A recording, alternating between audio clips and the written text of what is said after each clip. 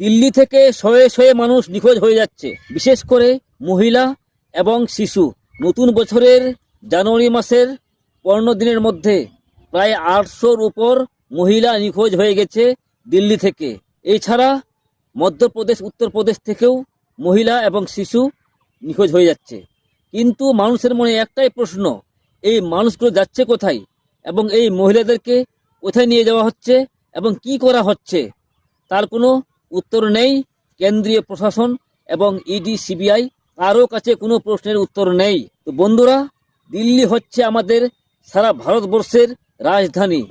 সেখানে যদি মানুষের সুরক্ষা না থাকে, তাহলে মানুষ সুরক্ষা পাবে কোথায়, আর মানুষের নিরাপত্তা আর থাকবে কোথায়? আজকে আমাদের দেশের এই বিজেপি সরকার কি করছে? আমাদের দেশের প্রশাসন, ইডি, সিবিআই, সিআইডি এরা কি করছে? আমার ব্যক্তিগত মতে আমাদের এই সরকারকে অবিলম্বে পদত্যাগ করা উচিত।